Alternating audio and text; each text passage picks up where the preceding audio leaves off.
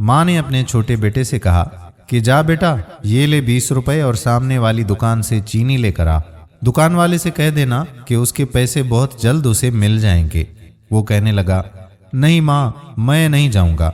दुकान वाला गालियां देता है और ये भी कहता है कि अपनी माँ को भेज, और कहता है कि अगर चाहिए तो सब कुछ मुफ्त में मिल सकता है।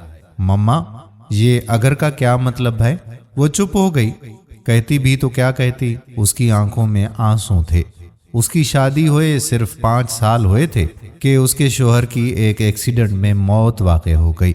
दुनिया भी क्या चीज़ है।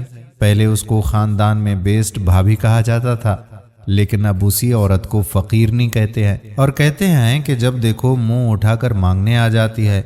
मोहल्ले में चंद घर उसकी मदद कर देते थे जिनका उसने साथ बुरे हालात में दिया था। उसके माँ बाप जिंदा नहीं थे।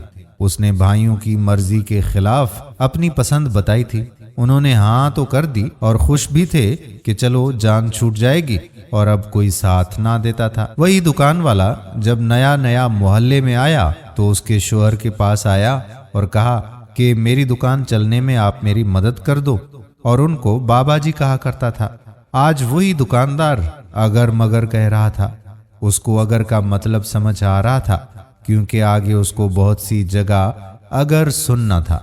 वो आज समझ चुकी थी कि जब शोहर मर जाए और तमाम रास्ते बंद हो जाएं, तो इस्लामी मुआशरे में भी औरत को अगर का सहारा लेना पड़ता है, क्योंकि मर्द जात घाटे का सौदा नहीं करती। क्योंकि अगर उसको आखिरत पे यकीन हो जाए तो वो कब की तमाम बुराई के अड्डों को बंद करवाकर उन औरतों की इज्जत से खेलने की बजाय उनकी मदद करे। लेकिन क्यों?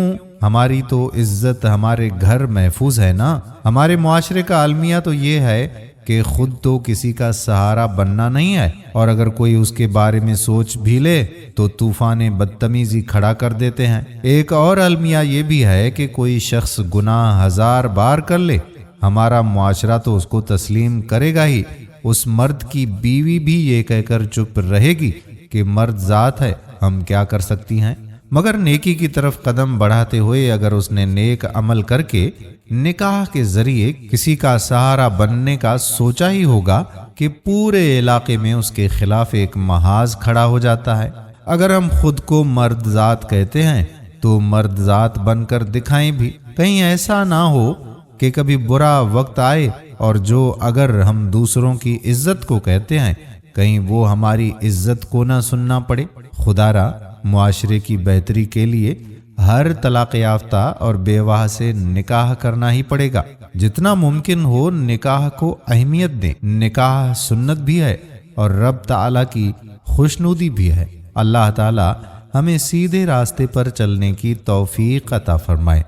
आमीन सुम्मा आमीन या रब्बल आलमीन। दोस्तों, वीडियो पसंद आई हो तो इस वीडियो को शेयर जरूर कर लीजिए। आने वाली वीडियो तक अपने मेज़बान कादिर बख्श कल्होड़ो को इजाज़त दीजिए।